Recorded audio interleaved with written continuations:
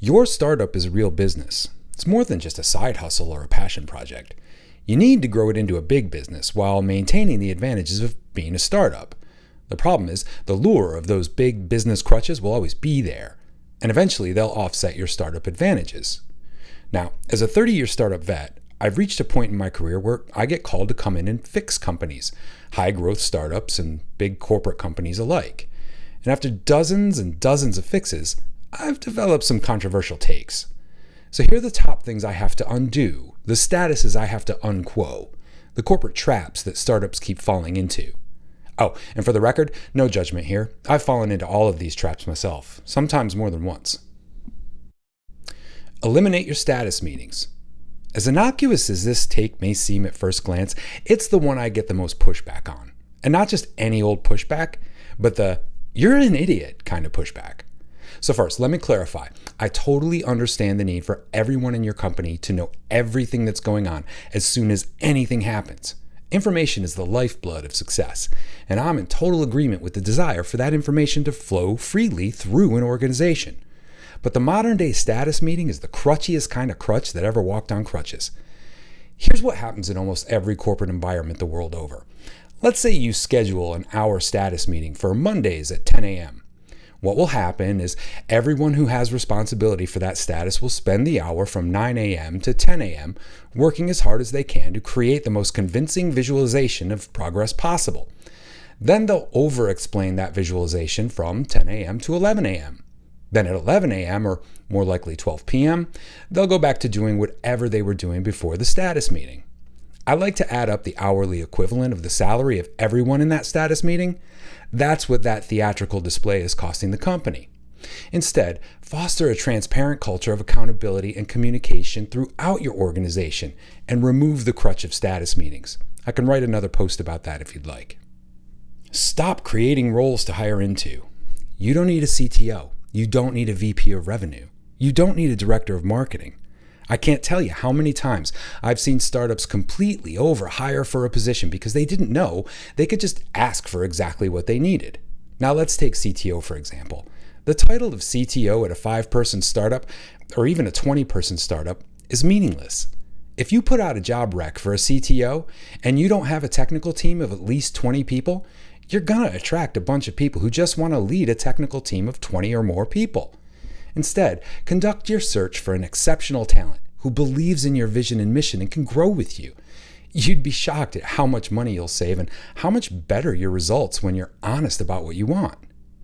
Don't implement off-the-shelf methodologies. Okay, let me put this out on the table.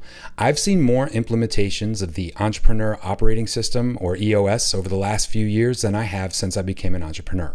And almost all of them were installed by some kind of certified firm. By the time I get involved with the company, this has usually resulted in a number of spreadsheets that are mostly empty over the most recent 6 months. This feels like PMI, PMP all over again, with a different name and better marketing.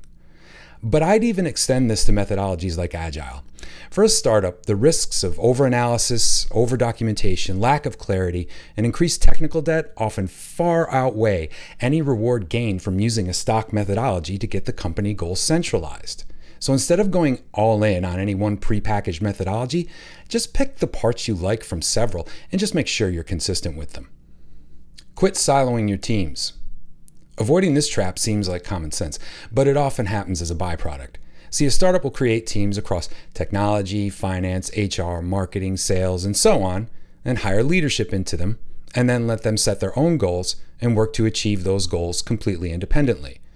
It's almost a foregone conclusion that creating an independent team is going to result in that team working in a vacuum. And why does this happen? Well, people are going to talk about the company growing too large to work as a single unit. But in my experience, it almost always happens because the first 3 traps I just talked about have already happened.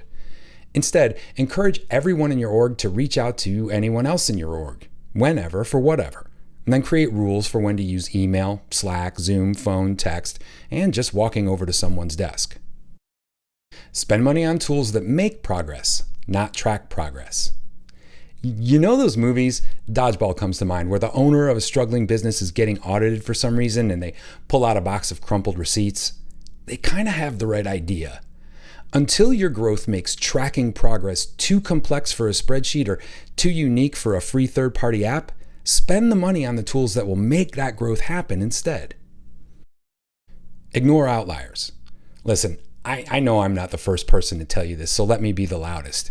You don't have to serve or satisfy every customer. I'm not going to yell at you.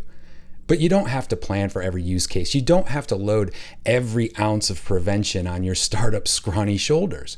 You're going to make mistakes. The unforeseen is going to happen. The unpredictable is waiting around every corner, no matter how prepared you are. So be underprepared and over-energized instead. Never say the word brand. Here we go. There's a reason why one of the most famous rock bands over the last 30 years is called Foo Fighters. It's because the guy who started the band was working too hard to spend any time thinking about the name. Now, in a more business-centric vein, I've seen startups spend money on ads that just included their beautiful logo and their catchy slogan. That money might as well have been shredded or burned. I get it though. One of the reasons we became entrepreneurs was to make cool stuff. And the desire to make that stuff attractive will always be a part of that. In business, that's brand building. But every moment a startup spends thinking about their brand is the moment that startup loses gaining the market share that would make brand building pay off for them. Instead of playing that game of catch-22, focus on the value behind the brand and let the brand building happen on its own. Under-index on macro trends. I've lived this, I've asked founders about it, I've polled founders about it.